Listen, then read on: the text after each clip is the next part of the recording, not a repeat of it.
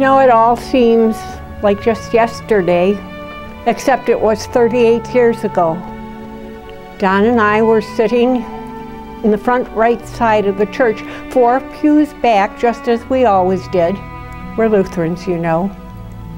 When Sue and Gary came in, we knew that they were being considered for a call to St. Matthew's. They weren't even married yet, but who could know how God was blessing St. Matthew's on that day. Several years ago, Pastor Gary had a sermon on the Good Samaritan. And after thinking about that sermon a little while later, I thought, Gary is the Good Samaritan. He knows everybody's name, a gift that isn't easily acquired. He knows the little kids, and he knows us older people, and he doesn't forget them. Gary was very instrumental in drawing together the congregation for this building program. And you can see the growth that we have extended as a result of it. When Gary came, we had about 1,000 members in the congregation, and now we're about 1,800.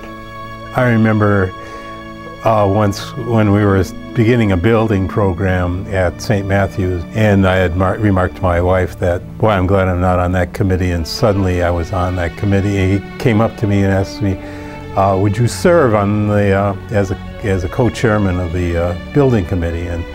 And I could not say no to, to Pastor Gary. He's always providing something for someone. Even if it's only one person who has a need, he will find a way to fulfill that need for that person. I just love the guy so much and would do anything for him. He baptized our 3 daughters, and he came up to a small church in Door County with Sue. Sue sang beautifully at the baptisms, and that was a point of intimate experience with God that Gary acted as the Good Shepherd. A lack of ego or there's no arrogance in him. And I appreciate Gary's heart for justice. There's strife and suffering in this city that we as Christians are called to repair and rebuild, and I see Gary has always been at the center of that, but in a very gentle way too. Sue and Gary both were very strong contributors to the library. Sue gave a lot of books, children's books, to the library. Gary's legacy will go on because he did tuck a set of Lincoln books on the top shelf of the library. I'm going to miss him because he's my advocate. One of the things that has so touched our family has been the diversity of ministries at St. Matthew's. And I truly believe that Gary and his Christ-centered leadership is at the core of that. Our family has been particularly touched by 2 ministries, the Children's and Youth Ministries and Global Missions. And in both instances, the quality and the Christ-centeredness of those ministries has been astounding. I'm here because of Pastor Gary. It's Pastor Gary who invited me to St. Matthew's to be my home congregation as I came to America from Tanzania in Africa. He's very passionate to other cultures and people coming from other areas of the world. His daughter Amy has been traveling all over Africa and other parts of the world. When we are here, we feel like we have a brother, a person who understands those cultures. He has opened his house for us, and his house at the lake and the boat and all that, and that was really fun, and especially him being the captain. We really established a lot of great traditions with him there, the men's breakfast and just different ways of connecting. He was always very good, and it was very comfortable to have him around. He's written me notes before, just reminders about different things that might be coming up for men's ministry that are dear to his heart, or I think his words of encouragement were always very helpful. When I first came to Cross 7 years ago, I got a note from Gary. Not just a note, but I also got a phone call. And his words to me were simply, God has placed you in a very strategic place.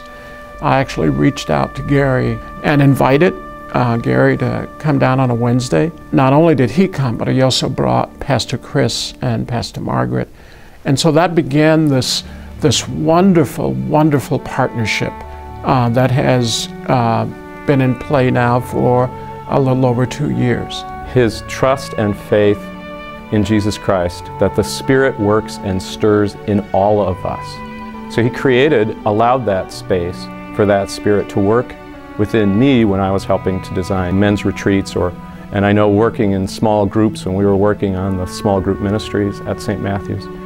So we all broke old open and created new because we allowed the Spirit in and something new shined out of his faith. Sometimes I felt he was not just a pastor in the pulpit, but he was a pastor alongside of you in the pews, because he was allowed to make himself vulnerable and open. That made his preaching, his teaching, and his ministry very, very believable and very strong. Not too many pastors have the gift of surrounding staff with him, where he gives them a lot of space and room to fulfill and to demonstrate their ministry. That is unique. So I had this idea that we wanted to dip 300 tiny hands in paint and leave the handprints all over the walls. I asked Pastor Chris about that, if I could do it, and he said, "Oh no, that's a wall question. You're going to have to go straight to Gary with that one." So I called Gary at home. Gary's response was, "Well, Chris says you need to ask me. Must be about walls." So the other really important point to that story is that it shows us much more about Gary. He was much more than just the wall man. He really was the yes man. When I first came to St. Matthew's 5 years ago, I was in the midst of being ravaged by drugs and alcohol, and I remember your compassion after conversation after conversation that we had. And then we started Celebrate Recovery with your blessing. In the last 5 years, over 500 people have come through that program. Hopefully some of them touched by the healing power of Christ. And then we started the bread ministry with just one box of bread. And today we deliver over 4,000 bakery items a month to people in the city. And then again with your blessing, we started the Just One More meal ministry. And it's all because you had compassion for a person that was addicted to drugs and alcohol. Gary also did me a big favor one day. He introduced me to my wife, Jean.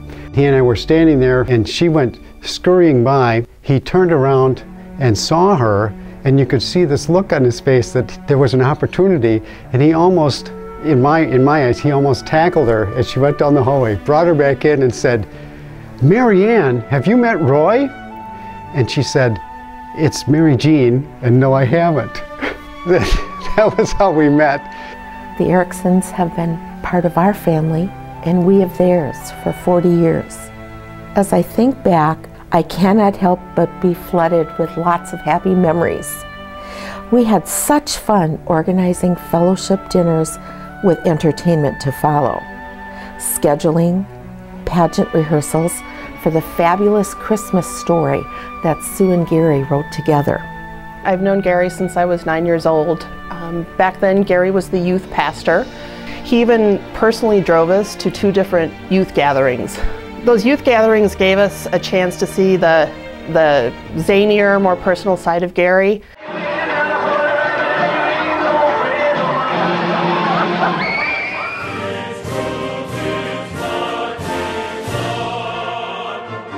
We went to Marquette, Michigan for a youth gathering, and we ended up body surfing in full clothes in the chilly waters of Lake Superior, but just had a fantastic time. Gary managed to show us that there's a little more to learning about your faith and yourself than sitting in church and confirmation classes.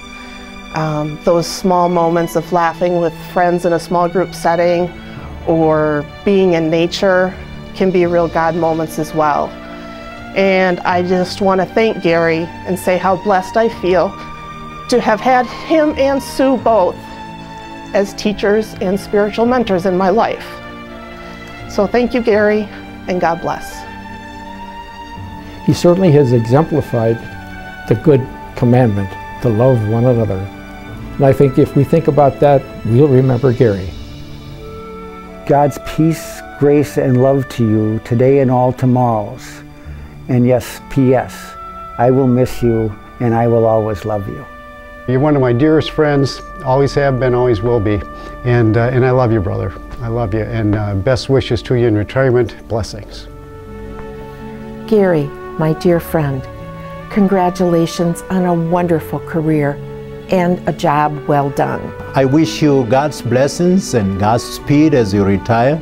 And I hope you stick around so that we will be able to see you and continue getting wisdom from you. Gary, really sad to see you leave, but I also wish you the greatest of success in your retirement. You've been such a wonderful man for the church. Thank you very much. So for both you and for Sue, I say praise to God. Thanks be to God. Asante Sana. Asante Sana. I wish you all of the blessings of God's grace and power and courage as you begin this new journey called retirement. When I became a new member, being a former Catholic, I was looking for ritual. And I said, please, couldn't you just at least put your hand on my head and say, heal? And you laughed, as you always do. You always know who we are, what we're about, and you're always there for us. And we thank you for that. Oh, thank you. Thank you, Gary. And blessings always. I just want you to know I'm very proud and joyful to be a part of your flock for 20 years of your 38 years of ministry at St. Matthew's. Sharing the old, becoming new, sharing death, becoming life. Thank you for being a lamp unto my feet, a lamp unto all of our feet. May the power of the presence of Jesus Christ continue to stir you deeply. Remember, we are always together. You are always with us in His flock and as the priesthood of believers. Amen.